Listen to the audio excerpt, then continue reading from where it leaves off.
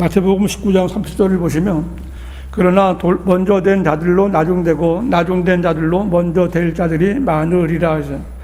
예수님께서는 베드로가 보소서 우리는 모든 것을 버려두고 주님을 따랐나이다. 그러므로 우리가 무엇을 갖게 되겠나이까? 라고 물었을 때 진실로 내가 너희에게 말하노니 나를 따르는 너희들은 인자가 자기 영광에 앉을 새 세대 너희도 12보좌에 앉아 이스라엘 12지파를 심판하리라고 말씀하셨어요. 예수님께서는 베드로와 제자들에게 새 세대, 즉 천년왕국에서 주님이 다윗의 보좌에 앉으셔서 통치하실 때 제자들도 주님과 함께 12보좌에 앉아 이스라엘 12지파를 통치할 것이다 이렇게 말씀하신 겁니다. 그리고 이렇게 말씀하신 후에 29절에 보면 누구든지 내 이름을 위하여 집이나 형제나 자매나 아버지나 어머니나 아내나 자식이나 토지를 버린 사람은 100배로 받을 것이요 또 영생을 상속받으리라고 말씀하셨는데, 이 말씀은 앞에 16절에서 부자 청년이 예수님께 와서 선한 선생님, 내가 영생을 얻으려면 어떤 선한 일을 해야 하리까? 라고 물었던 그 질문의 답이라고 할 수 있습니다. 예수님께서는 이렇게 주님을 잘 섬기는 사람이 영생을 상속받는다라고 말씀하셨는데, 왜냐하면 이때는요, 영생을 얻기 위해서는 율법과 계명을 잘 지켜야 되는 구약 시대였기 때문에 그렇습니다. 그런데 이 청년은 어려서부터 계명들을 잘 알고 잘 지키고 살았지만 부자였기에 자기 재산을 다 팔아서 가난한 사람들에게 나누어주고 주님을 따르라 라는 주님의 말씀을 지키기가 너무 힘들었기 때문에 슬퍼하면서 돌아갔습니다. 그런데 제자들은 베드로가 말한 대로 모든 것을 버리고 주님을 섬기며 따랐기에 주님으로부터 새 세대 주님과 함께 영광의 자리에 앉을 것을 약속받았어요. 그리고 예수님께서는 제자들만이 아니라 누구든지 주님의 이름을 위하여 섬기고 헌신한 사람은 보상을 받는다고 말씀하신 겁니다. 이것은 부모, 형제나 집이나 아내나 자식을 다 버리고 주님을 따르라 이것이 아니라 주님을 섬기는 기준을 말씀하신 거예요. 만약 성경이 말씀하는 것과 형제나 자매나 아버지나 어머니나 아내나 자식이 주장하는 것이 다르다면 사람들의 생각을 버리고 성경대로 따라야 한다라고 말씀하신 거예요. 또 주님을 섬기기 위해서 집이나 토지 등 재산을 버린 사람은 그 섬김에 대한 보상을 받을 것이고 또 영생을 상속받게 된다고 말씀하신 겁니다. 그런데 이것을 알면서도 행하지 않는 사람들이 많은 거예요. 그래서 예수님께서는 이러한 모든 말씀의 결론처럼 그러나 먼저 된 자들로 나중되고 나중된 자들로 먼저 될 자들이 많으리라고 말씀하신 거예요. 여기서 예수님께서 말씀하신 것은 영생에 관한 문제보다는 그 섬김과 보상에 대한 말씀이에요.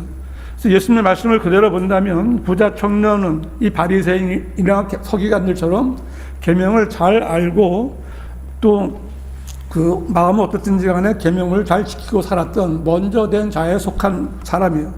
그리고 나중된 자들은 베드로와 같은 예수님의 제자들로서 먼저 된 자들인 서기관들과 바리새인들의 가르침을 받는 부류에 속한 사람들이에요.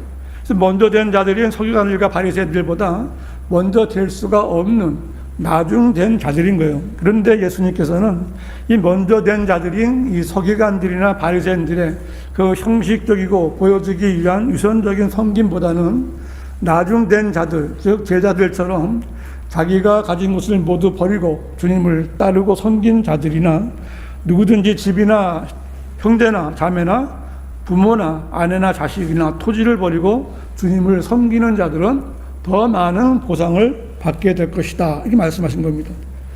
그런데 흠정역은 이 말을 좀 어렵게 만들었는데요. 흠정역 마태복음 19장 30절은 그러나 처음인 많은 자들이 마지막이 되고 마지막인 자들이 처음이 되리라고 되어 있어요. 물론 이것은 이제 영어로 first, last 이런 이제 처음과 마지막이라는 의미가 있지만 이런 해석은 전혀 성경적인 해석이 될 수가 없습니다. 이 부사로서 first라는 이런 말은 먼저라는 뜻도 있고요. 또 last는 뒤에, 나중에라는 뜻도 있습니다. 그래서 이 구절에서 first나 last는 처음과 마지막이 될 수 없는 거예요. 문맥적으로 볼 때 처음과 마지막이 어떤 상황이지, 또 처음인 많은 자들이 어떤 자들이고 또 이들이 왜 마지막이 되었는지, 또 마지막인 자들이 어떻게 처음이 되는지 전혀 맞지가 않는 겁니다. 우리가 여러 번 보고 또 말한 대로 흠정록은 정동수가 킹제임스 성경을 기계적으로 번역해서 성경의 바른 뜻을 없애버린 책입니다. 흠정록을 읽고 말씀의 뜻을 알기 위해서는 또 다른 설명이 필요하게 돼요. 단순하고 이해하기 쉬운 말씀들을 어렵게 만들어버린 것, 이것이 병계입니다. 가려버린 겁니다. 정동수가 만든 흠정록에는 서문이 없어요. 왜 서문이 없을까요? 정동수는 자기가 왜 흠정록을 만들게 되었는지 말할 수 없는 상황에서 흠정록을 만든 겁니다. 일찍이 이송호 목사는 정동수의 흠정록을 한글 킹 제임스 성경을 보지 못하게 하려는 마귀가 자신의 종을 시켜서 만든 책이다라고 이제 그 의도를 간파하고 말한 적이 있습니다. 하나님께서는요, 한 나라에 한 가지의 성경을 주셨고요. 우리나라에는 한글 킹 제임스 성경을 주신 거예요. 그리스도인이라면 하나님께서 주신 성경을 찾는 것이 가장 먼저 해야 할 일입니다.